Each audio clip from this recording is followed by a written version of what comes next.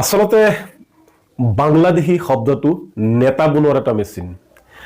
আজিলৈকে বাংলাদেশী সমস্যাৰ সমাধান নহল আৰু এই বিষয়টো যি চৰকাৰী নহওক কিয় তেওঁলোকে জানি শুনি কিন্তু এই সমস্যাটোৰ সমাধান কৰা নাই।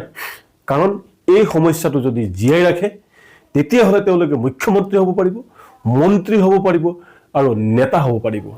প্ৰফুল্ল মহন্তৰ পৰা আৰম্ভ কৰি ডক্টৰ হিমন্ত বিশ্ব শৰ্মালৈকে এই বাংলাদেশী মিয়া ইত্যাদি শব্দবোৰে প্ৰাধান্য পাই আহিছে আৰু মানুহক আবেগিক কৰি তেওঁলোকে মানে ক্ষমতা দখল কৰাৰ যি ৰাজনীতি সেই ৰাজনীতি কৰি আহিছে।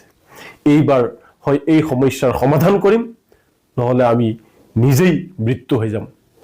আমি বিদেশী বহিষ্কাৰ হোৱা, বাংলাদেশী বহিষ্কাৰ হোৱাটো বিচাৰো, কিন্তু এয়া কি চৰিত্ৰ?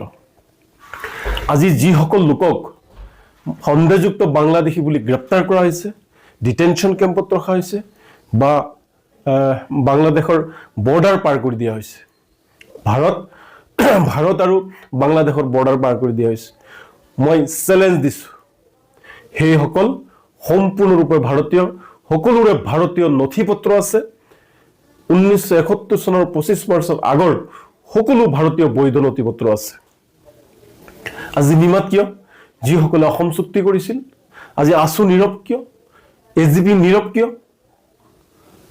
যদি আমি মানিছো, যদি অসম চুক্তিক মানিছো, অসম চুক্তিক স্বাক্ষৰ কৰিছো, অসম চুক্তিক আমি সন্মান জনাইছো, তেতিয়াহ'লে অসম চুক্তি মতে যিসকল লোকৰ নথি পত্ৰ আছে তেওঁলোকক হাৰাশাস্তি কৰি থকাৰ পিছতো আমি নীৰৱ দৰ্শক কিয়? আহক সকলোৱে মিলি জুলি এই সমস্যাটোৰ সমাধান কৰোঁ। মাথো মুছলমানক টাৰ্গেট কৰি এই যি এটা লীলা খেলা আৰম্ভ কৰিছে, এটা ৰাজনৈতিক নাটক আৰম্ভ কৰিছে, তাৰ কাৰণে বহি নাথাকিব। এই সমস্যাটোৰ স্থায়ী সমাধানৰ বাবে সকলোৱে আগবাঢ়ি আহিব লাগিব আৰু ইয়াৰ স্থায়ী সমাধান কৰিব লাগিব। কাৰ জৰিয়তে?